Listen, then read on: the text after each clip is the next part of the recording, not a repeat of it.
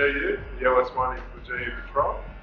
If you haven't watched our first episode, I suggest jump back on my channel, give it a squeeze. It'll tell you what we're doing, how we're doing it, and what the plan is.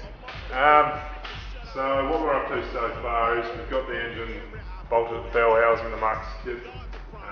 The engine mounts are on. What else have we done? Pretty much the engine's ready to be bolted in, but before we bolt it in, we've got to put these Genie performance headers on that we've got. The other side is a bit of a prick to get on. To bash it in, but it's in now, just has to be bolted up. Just started to work on these. The Mark's clutch master cylinder is getting in the way a little bit, but we're working around that. The things that have got in the way so far, and I found difficult, were the initial lining up of the engine to the bell housing was a bit of a prick. The only way I managed to get it in was, initially I was trying to put it in with the engine mounts on and the transmission jacked up, and that was not happening, it was not going anywhere near it. So I ended up dropping the transmission, not taking it out of the car, but dropping it down to a bit lower and completely removing the engine mounts, the Mark's engine mounts. That meant I could get the engine lower and get it more lined up with the gearbox. And yeah, once I did that, it was easy to twist them on up and slide in. Also lubed up the shaft extension that the Mark kit gives you, so it's slid on a bit better. So just an update with these headers.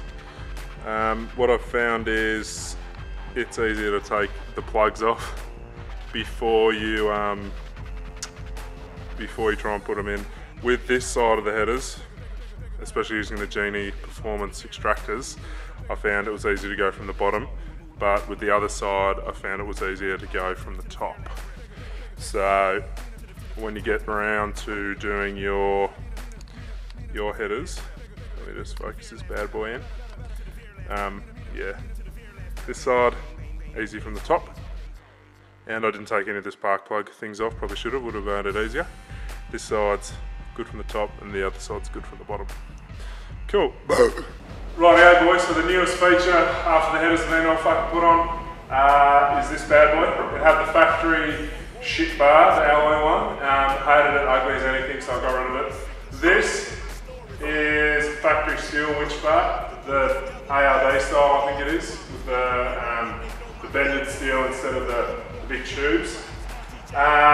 This goes to show what you can do if you shop around, go to Wreckers, don't just fork out a shitload of money for a brand new one. This was 400 bucks from the Wreckers. It was black, it was rusty, the black paint was shit. So I spent, I don't know, a couple of days sanding it back. Not properly sanding it back, just basic sanding it back. Spent about 4 hours I reckon on it in total. Just used some primer filler, sanded that back, wet and dry, and then just painted over the top with some white paint. And it's come up an absolute treat.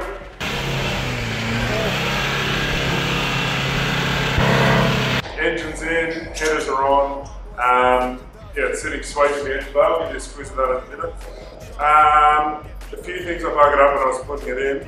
The Mark's adapters instructions do say to cut down the engine mount so it clears the headers.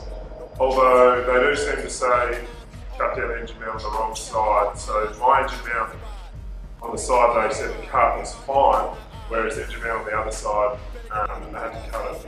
Unfortunately, I had to put the engine in, so that was enough of a pain in the ass. So what I did was just got out the reticulate saw or whatever it's called, that thing, and just cut it while I was lying underneath the car. So that was a pain, but it worked fine.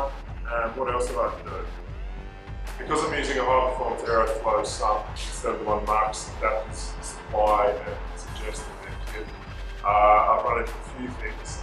In the bell housing, I assume the Mark's sump goes up and is in the same sort of shape as the bell housing, and it actually, when you bolt them together, it closes the bell housing, whereas this one doesn't have that. So at the moment there's a big open area where you can actually touch the flywheel, so I need to get a plate made up and cover that up, so that's a pain. I also didn't realise when I was buying the Aeroflow sump that it has an external or remote oil filter, so I had to bugger around getting fittings for that. That was an absolute nightmare. So that's all done. The remote oil filter was hooked up, it was pretty good. I had to modify the dipstick, that was fine, they bend really easily, so that was no dramas at all. A few things I've noticed with the Genie Performance headers is that the spark plug on the right hand side at the front, I'm not sure what number spark plug it is off the top of my head, but when it's sitting there it touches the extractors, so I'm going to have to think of some kind of way to hold that up, maybe probably some cable bottom, not me. What other issues have we run into in the field so far? The Marks full drive adapters hose kit that they send out doesn't seem to come with a bottom radiator hose.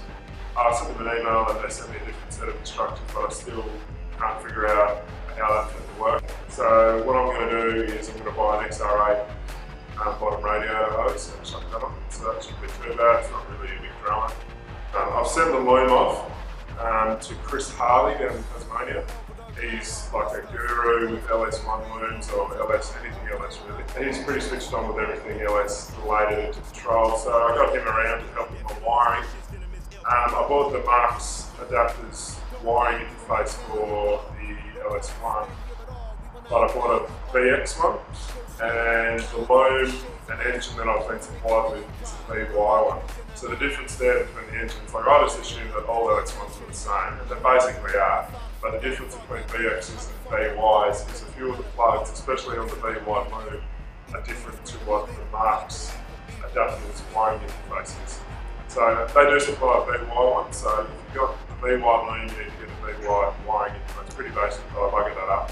So I had a chat with the guys over at Marks Adapters. Nicholas, I think his name is, he was really helpful. He pretty much said, we'll give you a refund as long as it's not damage or anything, which is fair enough. So that's all good. I'm sending that back in on Monday to get that refund. So they're really helpful there. And then I sent off just the factory LS1 loom, not the control loom, just the LS1 loom off with Chris Harley.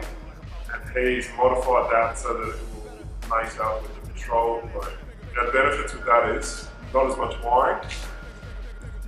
So it'll look good, it'll look factory. He can also then go on and connect everything up so that the speedo works, everything in the dash should work. So that's wicked. He's also got like a ECU flash drive thing. I'm not sure exactly what they're called, but he can use that to put a tune on the ECU, which is awesome because it's the engine I've got is a VX Club Sport engine, but the loom I've got is a VY one. Even though the eBay ad that I paid for was for a VX SS engine with the VX SS manual loom. Didn't get either of those things, but that's alright. The engine seems pretty good anyway. So yeah, his looms should be wicked. He should be rocking up today hopefully, and we'll try and get that loom in and get it started. The only thing that's probably going to stop us is the radiator hose not coming in the kit that I bought, but I'm going to try and mod something together so that we can get it going. Before we can start it, we're going to have to get this fuel kit in that Marks adapters require. So a few of the issues I've run into with the Marks kit so far in terms of the fuel system is the instructions are great, they're real good. I managed to put this together and I'm not a mechanic or anything. A few things that I've run into, they probably don't actually matter when I think about it, but they supply two different fuel filters. They don't actually say which one to use where. I'm not sure if it matters, but so I've just guessed with mine. I don't know if it really matters. The other thing is they supply hose, fuel injection hoses with the fuel kit, but there's two different sizes, and they skim over in the instructions which size to use. I buggered this up. I've used the one that's meant to go from the tank to the bloody thing on this bit. So I've had to go and buy some more, but that's, if you know what you're doing, you'll be able to do that pretty easily. So yeah, the project today, before Chris can wire up, get all this in, get those lines off the back, plumb her in, put it on top of the tank, mount it. It's pretty easy, but it's hard to get to, so it's going to be a pain in the ass to do. And then once that's in, up the front of the car, just next to the driver's side headers, the fuel lines come up. Really, I need to move those across, but for starting the car today, it's not a big deal, so I'm just going to leave those there and move them across later. But at the top of those, I've got to plumb this little kit up, plumb in the return line, and plumb in the pressure line. All pretty easy things. It's just getting there with my hands. There's an absolute trick of the thing, so that's going to be a pain in the ass. So yeah, hopefully today we'll be able to start it up. I'll get that on video if we do. That'll be wicked. We're bloody stoked if that happens, but I won't be surprised if it doesn't happen.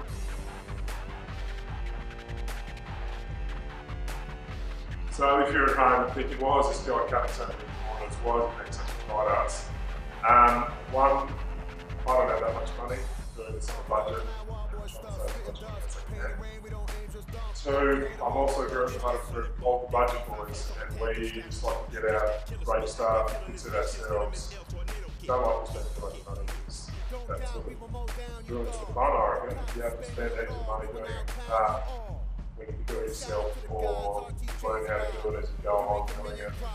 And each thing you do is a bit of a story, and you do it an actual connection with the car rather than just going and buying it. So doing a deal like this for me, where it's cheap, affordable, enjoying doing it, it's what it's all about. I just love doing stuff like this. It's hard to explain. People probably think I'm not video, but doing things myself is far more enjoyable for me. Even if I have money, I'll still try and do it myself. So if you get a chance, you're bored, jump across the page or check out some of our videos on the channel.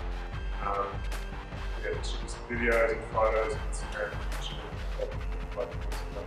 some of it's funny, some of it's serious, but they're all fun. So I've got some stickers and some starting offers as well. So yeah, go.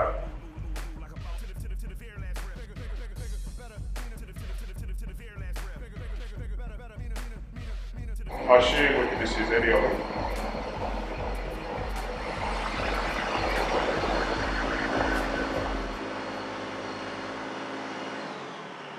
You ruined the video, mate! Fuck! That's alright. This bloody thing, the rig setup. Fuck me dead. What's going on, mate? I'm just doing some filming. Nah, not yet. I don't know when he's